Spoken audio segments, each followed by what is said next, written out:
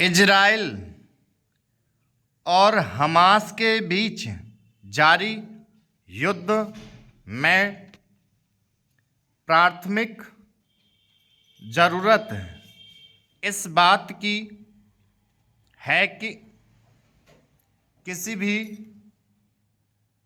आधार पर सबसे पहले हमले रोके जाएं, क्योंकि इससे अब वहाँ मानवता के सामने संकट गहराने की स्थिति खड़ी हो चुकी है।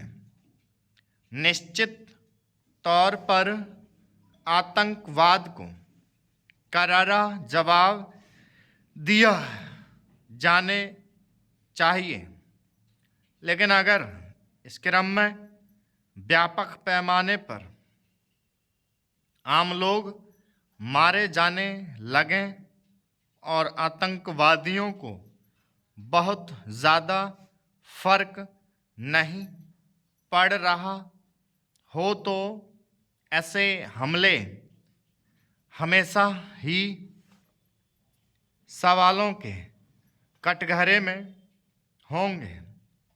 इसलिए ब्रिक्स की बैठक में भारत की यह मांग काफ़ी अहम है कि आतंकवाद से कोई समझौता नहीं होना चाहिए, लेकिन फ़िलिस्तीन की चिंता का स्थायी समाधान हो।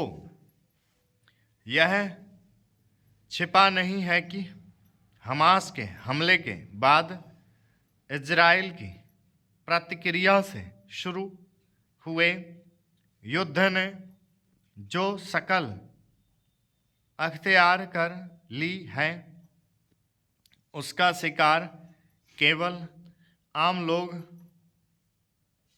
हो रहे हैं। भारी तादाद में बच्चे तक मारे जा रहे हैं। दूसरी ओर युद्ध में बंधक बनाए गए लोगों का मुद्दा एक अलग मानवीय सवाल खड़ा कर रहा है कि दो सशस्त्र पक्षों के टकराव में साधारण लोगों को अपना कवच क्यों बनाया जा रहा है। दरअसल पिछले कुछ दिनों से हमास और इजराइल के बीच युद्ध के दौरान बंधक बनाए गए लोगों की रिहाई और इस इलाके में युद्ध रोकने के लिए आवाज़ें उठने लगी हैं। शायद यही वजह है कि बुधवार को इजराइल की कैबिनेट ने एक अस्थायी युद्ध विराम को मंजूरी दे दी है।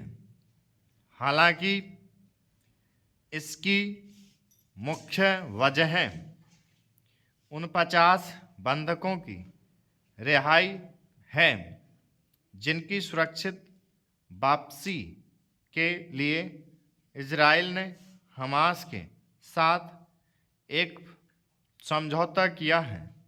इसके तहत 4 दिनों के युद्ध विराम के दौरान बंधक रिहा किए जाएंगे और मानवीय सहायता की अनुमति होगी।